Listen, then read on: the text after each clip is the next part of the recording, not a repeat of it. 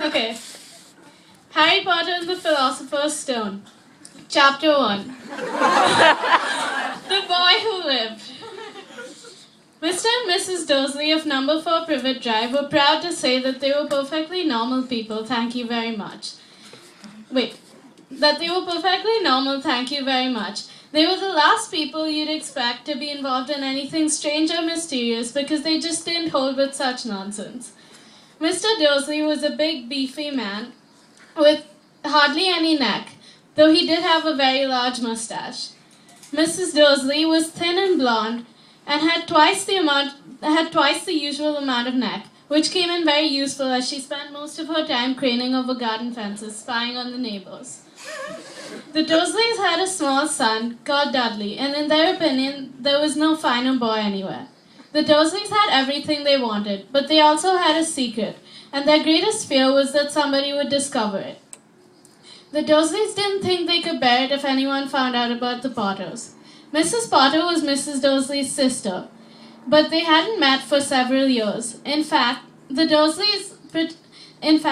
Dursley pretended that she didn't have a sister after all, because her sister and her good-for-nothing husband were as un-Dursleyish as it was possible to be.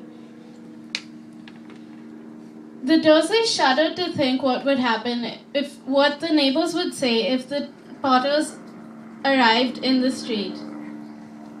The Potters had a small son too, and that was another good reason for keeping the Potters away. They didn't want Dudley mixing with a child like that. Okay.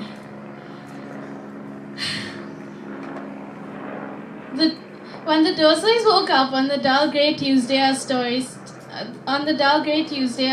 starts, there was nothing about the cloudy sky outside to suggest that strange and mysterious things would soon be happening all over the country. Mr. Dursley hummed as he picked out his most boring tie for work. Mrs. Dursley gossiped away happily as she wrestled a screaming Dudley into his high chair. None of them noticed a large tawny owl flutter past the window. At 8:30, Mr. Dursley picked up his briefcase for work, pecked Mrs. Dursley on the cheek, and tried to kiss Dudley goodbye, but missed because Dudley was now having a tantrum and throwing his cereal at the walls. Mr. Dursley left the house. He backed out of number 4's driveway. While turning at the street corner, the first sign he noticed of something peculiar was while turning on the street corner. A cat reading a map. For a second, Mr. Dursley didn't realize what he had seen.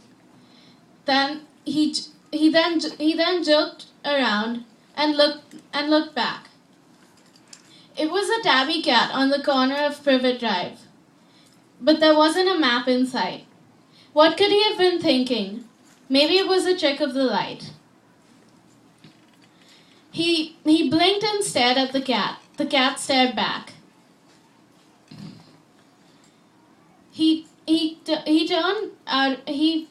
continued along the street and looked back at the cat. The cat was now reading the sign that said Privet Drive. He gave himself a little shake. Cats can read maps or signs. He put the cat out of his mind and continued along to town, out of town, thinking only about the large order of drills he was hoping to get that day. But on the edge of town, drills were put out of his mind by something else. He couldn't help but noticing that there were quite a few strangely dressed people about. People in cloaks. He couldn't bear people who dressed funnily. The get-ups you saw in young people. He supposed this was some stupid new fashion. As he drummed his fingers impatiently on the steering wheel. As he neared the signal, however, he saw a group of these weirdos huddled nearby. They were whispering excitedly. Mr. Dursley was enraged to see that a couple of them weren't young at all. Why, that man had to be older than him, and he was wearing an emerald green cloak. The nerve of him. But then it struck him. This was probably a silly stunt. Yes, these people were obviously collecting for something. That would be it. The traffic then began to move again as he entered the Grunnings parking lot. Mr. Dursley normally sat with his back to the window in his office on the ninth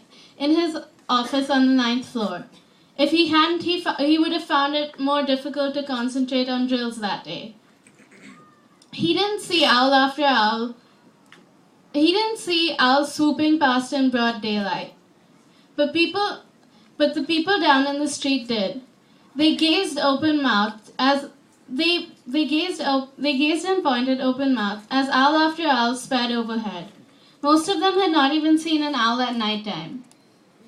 Mr. Dursley, however, had a perfectly normal owl-free morning.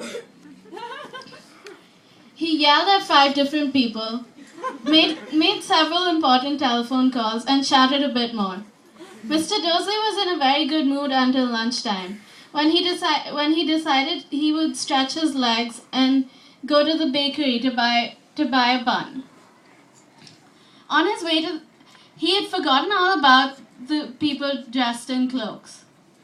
On his way to the baker's, however, he saw a bunch of these people standing nearby. They were whispering excitedly too.